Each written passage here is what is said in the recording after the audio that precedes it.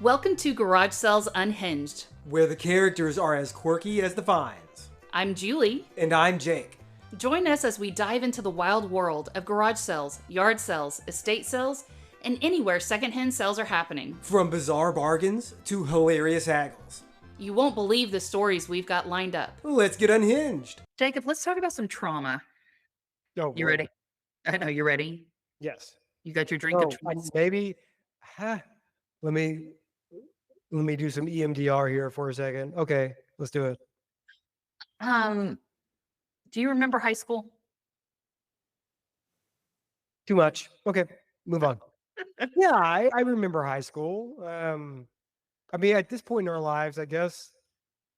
I don't know. It's funny, right? You think back on stuff, and sometimes things are like crisp, and sometimes like you get kind of just like the hint of something. So, do you remember the feeling in high school of either needing to fit in or you're not wanting to stand out? Um, and Yeah. keeping those types of things close to your chest because you didn't want to be different than everybody else. I think for me, what comes to mind when you mention it that way is that we came up in the 90s, and the 90s was a time where clothes brands were a huge deal. Yeah. Like as they've been, before and since the 90s. But they were like ridiculously big deals back then. You needed to have the brand splashed on, and it needed to be prominent, it needed to be often, and it needed to be one of these six. And for me, what was important to me in the way I dressed was that I have no brands whatsoever. I rejected having any brand present. Because I don't know, maybe part of it was that I was aware everybody was doing that, and I just I don't know, it was just a personal choice for me. I found it repulsive. I was like, this is really not cool to do for me. And so like really limited choices at that time to find clothes that didn't have brands visible. So yeah, the idea of like, I mean, I didn't do it to stand out. I did it because I wanted to disappear, I guess, because a lot of people would wear the brands as a means of like, look, Gerbaude jeans, Gerbaude. For those that are wondering, is Jacob having a stroke? That's how he would pronounce the brand Jabot. Right. I didn't know. And so like Gerbaude or what have you. And so it was about like drawing attention to yourself, and I wanted to dress in a way that did the opposite. Yeah. So yeah, I'm totally sure trauma. Let's go. Yeah. Let's go. And I think, and I don't think that's changed for even a lot of students today. Like, hey, I want to fit in. I want to be part of the cool, whatever that means to you crowd. Um, and I think that for a lot of students, it is one of those things of, hey, my parents can't afford to buy the brand name stuff. Our parents could not afford to buy the brand name stuff, even though I asked 1,000 times. Yeah. And now that I'm in a position to buy my own clothes, I refuse to buy the brand name stuff. So, sorry. In our family, my family has this, it's not even a joke, it's a story. But again, it's my podcast, so I'm going to share my trauma. We used to have a place not far from our house that would sell the best, greasiest burgers. And you knew that they were the best, greasiest burgers because whenever they put them in the white paper bag, by the time you got home, the white paper bag was see-through. Yeah, it was like transparent. Burgers would be just floating in the air if you were holding the bag. It was magical. I mean, that's how you knew that it was packed with flavor. And I love a cheeseburger. Screw hamburgers. I love cheeseburgers. Yeah, like why'd you bother? You got 9/10 of the way there, and you didn't do this one thing. The thing that turns me on is effort. Well, I mean, it's like, okay, so you have the beef patty, and what, you couldn't add the dairy from the same dang cow? Like, come on. But where I'm getting at is that my dad would refuse to pay the extra 10 cents for the cheese. cheese. Yeah, yeah, that's And right. he would tell me, no, we have cheese at home. Yeah, that's right. Oh, wow. And for everyone that has ever had a hamburger and you buy it to take home, once you get it home, it's not as good as you just got it from the store, the location. You need cheese on the burger that has the benefit of the ambient temperature. Well, that's the thing. Like I need from the time that we purchase it and it gets in the bag that is going to be translucent, from that point to when we got home, which was about, I don't know, 7 minutes later, that heat from the burger melted the cheese to perfection. Yeah. And if I tried to get home and put the regular American Kraft single slice of cheese on the burger, it didn't melt the same way. And if you put it in the microwave, it absolutely did not melt the same way. Yeah. And it ruined the experience of the cheeseburger. The way you gotta try to explain that as a kid to your parent is like, "Look, dad, I you work probably 60 hours a week, and a lot of it is manual labor. You work very hard for this family, and I appreciate everything you do for us. Clothes on our back, not branded. We'll talk about that later. Food on the table. Speaking of which, dad, this cheese was not part of the translucent phase for this hamburger. Let's work on a performance improvement plan to see what we can do about that cheese going forward. Okay. So I actually went to our parents' house a couple weeks ago, spent the week with them. And my last day there, we stopped by a Whataburger to get lunch. I wasn't hungry, but mom and dad were hungry.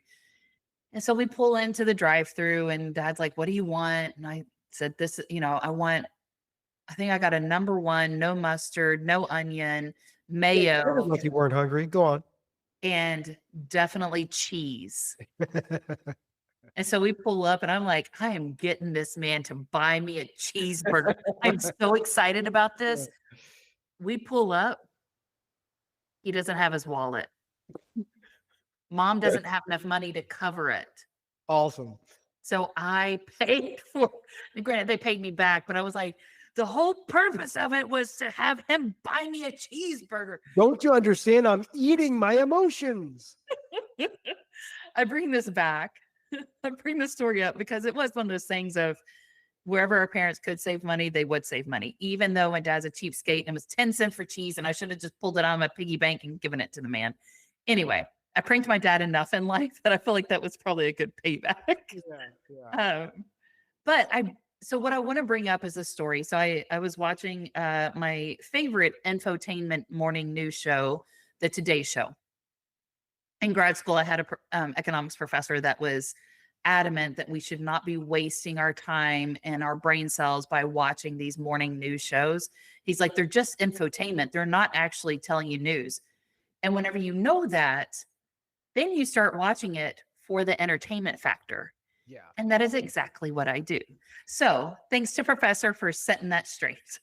He was also, I'll also say this. He was also the professor that said, don't waste your dollar on a lottery ticket because like, hey, the actual probability of you winning is not that great. You could have used that dollar to, save up your pennies and buy a house. I don't know. But where I think the professor lost out in his formula for thinking of a dollar equals a lottery ticket, that is not the formula. What that dollar bought me is the time between I get the lottery ticket to whenever I find out that I'm not a winner. That amount of time is I have told so many people to F off. I have quit my job. I have bought a luxury house. I have, you start like that dollar has bought me so much fun and entertainment. That is the cheapest entertainment I have purchased in years. Yeah, you are buying the thrill. It in the space it takes to scratch off the lottery ticket Yeah, or wait for the numbers to get, pulled. right. It's you bought that momentary thrill of possibility. Yeah, that's my soapbox. Are you planning a garage sale, yard sale, or estate sale and need some help? Look no further than Garage Sale Supply. They provide top-notch resources and expert advice to help you host the perfect sale. From pricing tips to promotional strategies, they've got you covered. Visit GarageSaleSupply.com and make your next sale a success.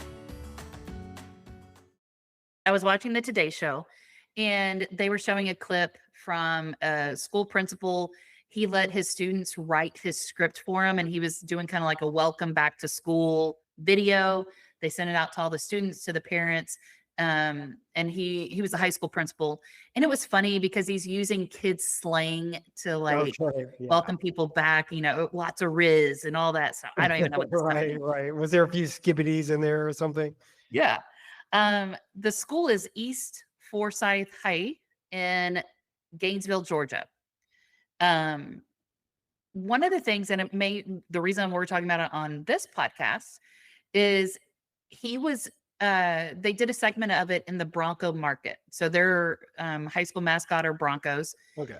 And he did a segment in the Bronco Market. The Bronco Market is the thrift store that the high school runs. Interesting. So it was established in 2023. And I'm going to read just a little bit about this store from their website. So, due to the school's location and lack of access to stores and financial barriers, the Bronco Market is a place for students to come shop during lunch each day. So, they have things in there of clothing, of pantry staples, supplies, things that people may need to purchase. You can also Students can also volunteer into the Bronco Market. So they are manning the store, they're doing the cash register, they're sorting items, all that stuff. The school also offers up a QR code for students that, again, it's the stigma of, oh man, hey, they bought those shoes at the Bronco Market. So the school understands that there's a stigma that people that may need help and they don't want to show that they need help, but you can actually purchase things through the QR code from the store. So the QR code, and I think this is pretty interesting things that they're doing at the school. The QR code is the same if they want to volunteer in the market or if they need help from community school resources. So it's not just for the market, it's for more resources that students may need. Okay. But I think it's a very cool concept. It's also a way for one, the school to maybe generate some money. Two, it gives students some resources for employment and like, Mhm. hey, I've already gone through meeting hours. And like, if a lot of students need volunteer hours, that's a great way to put some volunteer hours to work at your school during the school day, stuff like that. But I thought it was such a cool and interesting idea. Also, they say on here, they can also purchase things through Instacart and ClickList. So if you need, say, food or hygiene items, you can shop for it through the store, and I guess So it'll the get delivered to the Bronco school. store is available for Instacart orders. It sounds like it. Wow, that's pretty. That's streets ahead. Uh, Here's a question I've got. So the money people spend at Bronco store, where does it go? I'm not real sure. However, I think it probably goes to putting supplies into the store. So, Okay, like, if they have pantry staples, that has to get sourced some way. The sure. other thing is if they need a specific, say, shoe size, they may need to go and buy that at a thrift store or source it somewhere, something like that. So I would imagine that money goes back into the market. I would think so. I mean, I think some schools have different forms of programs to essentially like the money goes toward the senior class for their senior trip or to fund different programs and whatnot. I've never seen a school do something like that though, where they've got a thrift store on campus. Is that Yeah. right? Yeah, it's in the high school. That's very cool. And the students get some experience as much as as it can be in working that sort of environment. So that worked for their resume. So that probably helps them get some, spending money while they're in school and shortly after graduation. Yeah. That's very, very cool. I So it also too, because like if you watch, and this principal's video went viral and why it was on the Today Show. The store itself it's actually like it's not big or anything like that. Think of like a school classroom type thing. Sure, right. But it's clean, it's well organized. And again, I think it's one of those things like for students that need those resources, it's right there. And also, if it's only open during lunch, you may have several students that are shopping, browsing, those types of things. I don't know. Like, part of me is going like, oh man, if we had this in our high school, how cool would that have been? But also, I knew that we had lots of arts and crafts. I'm going, so if you had students that like to make costumes or if they wanted to make clothing, could they sell that in the market? Could they, donate items to the market that then people could use? And like it would start to build up some skills. And also, I know for a lot of artists, they don't know what to price their stuff at.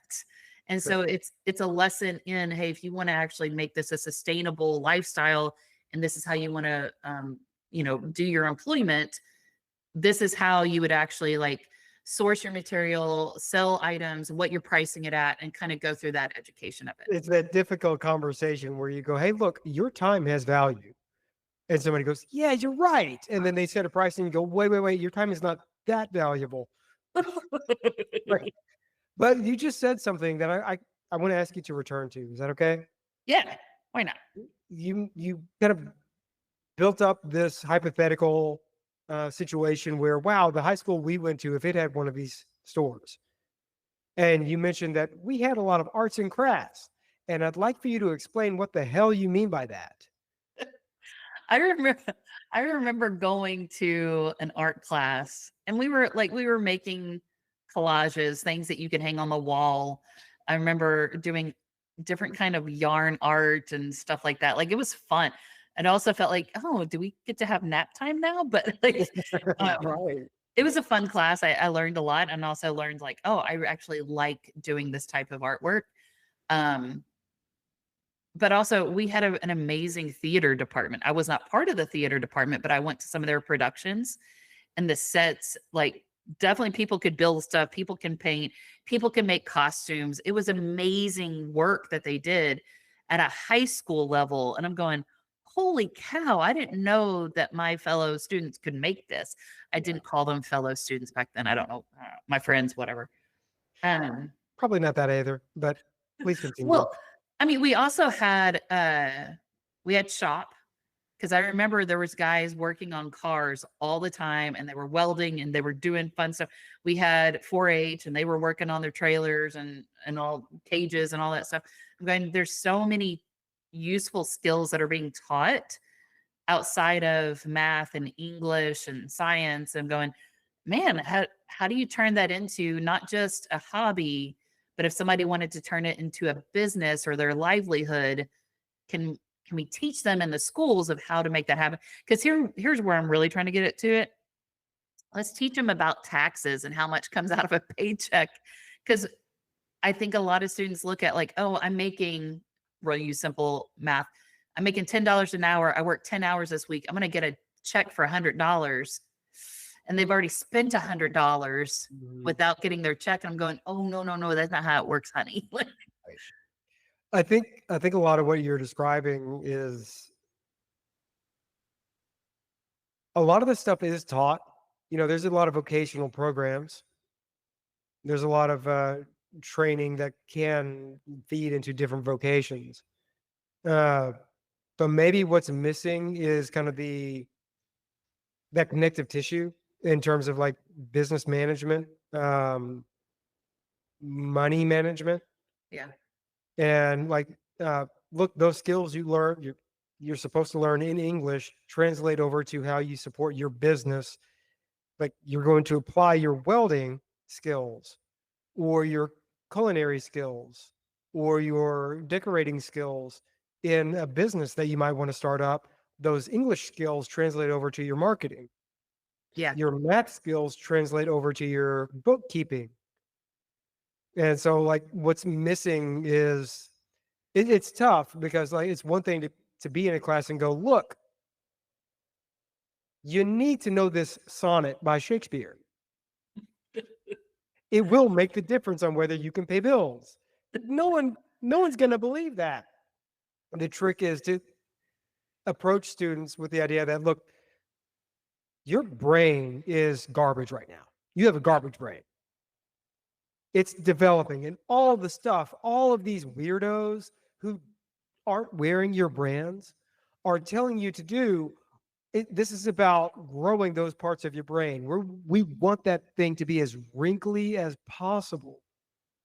And you'll never need to pull this sonnet out ever again. but the part of your brain that needs to engage with this will be important. It's so important that it gets wrinkly right now so that you can apply it in a way that makes sense for you later. That's what's missing. Yeah. And I think and I did screw up some facts here in a second. I'll go back and fix it. And I think that's what this East Forsyth High is doing, is giving a environment for people to connect the dots. And I said in here that people could shop through the market on his Instacart click list. They can't. What happens is students can scan the QR code, and in that QR code, they can say what items they need. So they're shopping anonymously like you would on Instacart and click list. And then those items get packaged up and then they're color coded. And then students can pick that up in the counseling suite whenever they want to take them home. And in some instances, there is an option for home delivery when available, but for a lot of students of either they can't make it to the market or they don't want to be seen purchasing some items, it shows up in the counseling suite and they can pick it up. Cool. So Yeah. like that way, it hopefully helps avoid some of that unfortunate, inevitable stigma Yeah. that kids and honestly some adults do when you had to get it that way. Truth is, kids still know. That's the unfortunate thing, is they still know. They're like, oh, that's like, it's hikey.